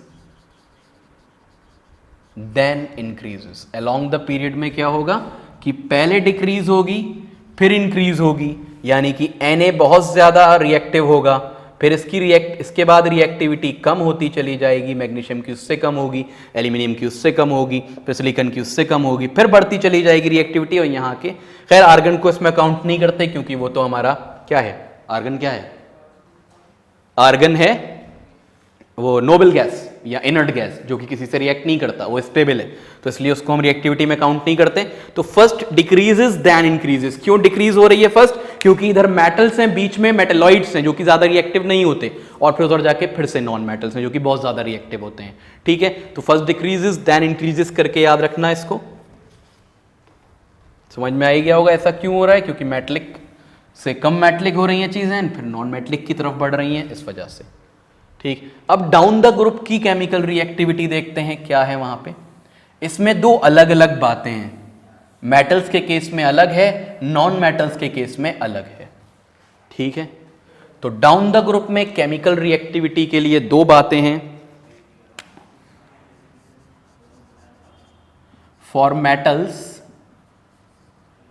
increases, chemical reactivity down the group increase करती है मेटल्स के लिए। क्यों इंक्रीज करती है, क्योंकि हमने देखा कि electropositive nature down the group बढ़ रहा है, इलेक्ट्रॉन लूज करने की टेंडेंसी डाउन द ग्रुप बढ़ जाती है, क्योंकि साइज इंक्रीज हो जाता है तो इलेक्ट्रॉन इजीली लूज हो जाता है, because loss of electron becomes easier. और जो मेटल इलेक्ट्रॉन इजीली लूज कर देगा वो अच्छा मेटल होगा, ज्यादा रिएक्टिव मेटल होगा। तो मेटल्स के लिए इंक्रीज कर रही है because loss of electrons become easier down the group. Down the group loss of electron जो है वो आसान होता चला जा रहा है। नॉन मेटल्स के लिए क्या है, अगर हम नॉन मेटल्स की बात करें, for non metals it decreases, for non metals decreases. अच्छा, ये क्यों हो रहा है, इस बात को भी हम पूरा कर लेते हैं कि डाउन द ग्रुप इजियर क्यों हो रहा है, due to increase in atomic size. क्योंकि एटॉमिक साइज इंक्रीज हो रहा है, इस वजह से इलेक्ट्रॉन लूज करना आसान हो रहा है। अब यहां पे क्या है कि नॉन मेटल के लिए डिक्रीज होती है, नॉन मेटल के लिए क्यों डिक्रीज हो रही है, नॉन मेटल के लिए इसलिए डिक्रीज हो रही है क्योंकि down the group electron add करना मुश्किल होता चला जाएगा। अगर मैं यहां पे, अच्छा इसकी ग्रुप भी लिख दे रहे हैं, ये लीना की रब से फरियाद, ये मेटल का ही ग्रुप है, तो यहां डाउन द ग्रुप बढ़ेगी, chemical reactivity down the group increase होगी। ठीक है, इंक्रीज लिख लेना। और नॉन मेटल्स में क्या होती है, वो डिक्रीज होती है। क्यों डिक्रीज होती है, क्योंकि गेन ऑफ इलेक्ट्रॉन मुश्किल हो जाता है भाई, नीचे की तरफ आएंगे तो साइज बढ़ जाएगा, इलेक्ट्रॉन निकाल तो इजीली सकते हो लेकिन डाल नहीं सकते उसमें इजीली, क्योंकि न्यूक्लियस दूर हो गया। इलेक्ट्रॉन जब ऐड करोगे तो न्यूक्लियस को अट्रैक्ट करने में प्रॉब्लम होगी, बीच में इलेक्ट्रॉन बहुत सारे आ गए, वो इलेक्ट्रॉन रिपेल करेंगे उसको। वो जो तुम इलेक्ट्रॉन नया ऐड कर रहे हो भाई, इलेक्ट्रॉन ऐड कोई मेटल अगर, कोई नॉन मेटल अगर इलेक्ट्रॉन लेगा इजीली, तभी तो वो अच्छा नॉन मेटल है, तभी तो रिएक्टिविटी ज्यादा है उसकी। अगर नहीं ले पा रहा है तो रिएक्टिव ज्यादा नहीं है। अब ले क्यों नहीं पा रहा इजीली, क्योंकि डाउन द ग्रुप साइज बढ़ गया, साइज बढ़ गया तो इलेक्ट्रॉन ऐड करना हो गया मुश्किल। ठीक है, because gain of electron becomes difficult down the group। तो down the group gain of electron difficult हो जाता है।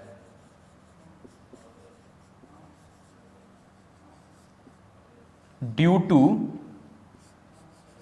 Increase in atomic size.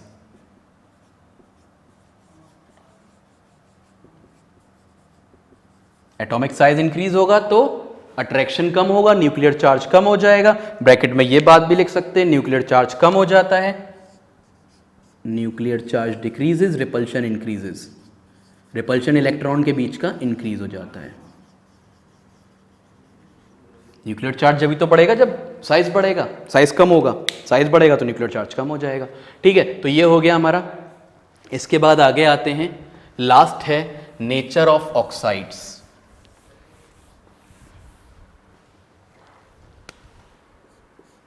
Last क्या है? Nature of oxides. ऑक्साइड्स के नेचर हमने दो पढ़े हैं, एसिडिक और बेसिक, मेनली तो दो ही थे, एम्फोटेरिक और वो न्यूट्रल तो बात की बात थी। तो एसिडिक पढ़ा था और बेसिक पढ़ा था। मेटल्स की ऑक्साइड बेसिक होती हैं, नॉन मेटल्स की एसिडिक होती हैं। ठीक है, तो अगर मैं एक पीरियड की बात करूं, अलोंग द पीरियड अगर हम बात करें,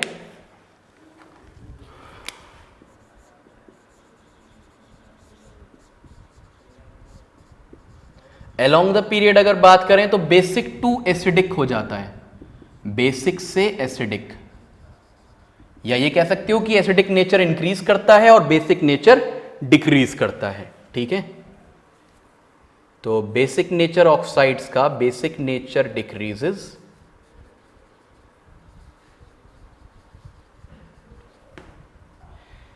एसिडिक नेचर इंक्रीजेस। ठीक है, basic nature decreases, acidic nature increases along the period. ऐसा क्यों हो रहा है? देखो क्यों हो रहा है।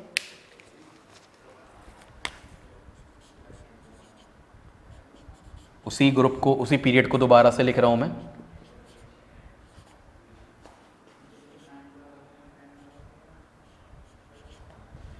मेटल है इधर, इधर नॉन मेटल है, तो अलोंग द पीरियड अगर जाएंगे तो इधर नॉन मेटल आ जाएंगे। नॉन मेटल की ऑक्साइड्स कैसी होती हैं? एसिडिक होती हैं, इसलिए एसिडिक कैरेक्टर जो है वो इंक्रीज कर रहा है और बेसिक कैरेक्टर डिक्रीज कर रहा है।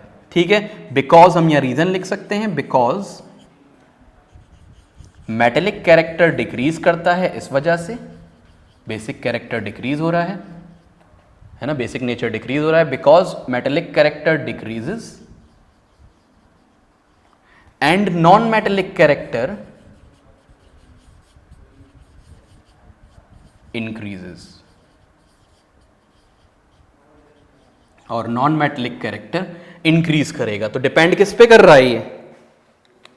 मैंने कहा था सब चीज एटॉमिक रेडियस पे ही डिपेंड करेगी। ठीक है, एटॉमिक रेडियस पे मेटेलिक कैरेक्टर पे ही है। ये बात क्लियर हो गई। तो बेसिक नेचर जो है वो डिक्रीज करेगा, एसिडिक नेचर इंक्रीज करेगा, क्योंकि नॉन मेटेलिक नेचर जो है वो बढ़ रहा है और मेटेलिक नेचर जो है वो डिक्रीज हो रहा है। ठीक है, अब डाउन द ग्रुप की बात कर लेते हैं। डाउन द ग्रुप क्या हो रहा है इसमें?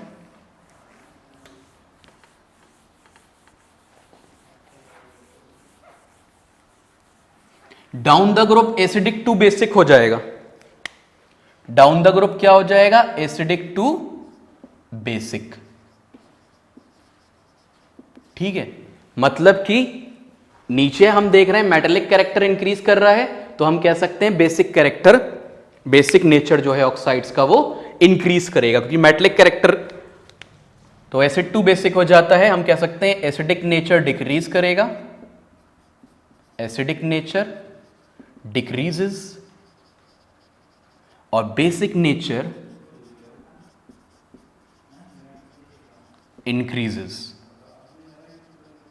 ठीक है, क्यों इंक्रीज डिक्रीज हो रहा है? बिकॉज मेटेलिक कैरेक्टर इंक्रीज होता है डाउन द ग्रुप, है ना भाई। Down the group metallic character increase होता है तो बेसिक नेचर इंक्रीज होगा।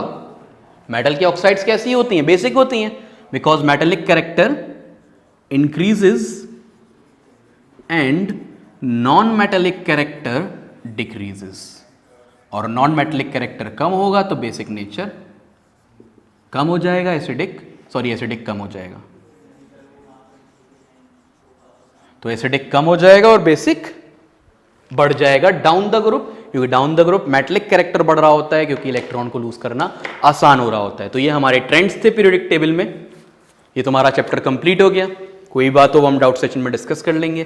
ठीक है, चलो फिर इतना ही था केमिस्ट्री में।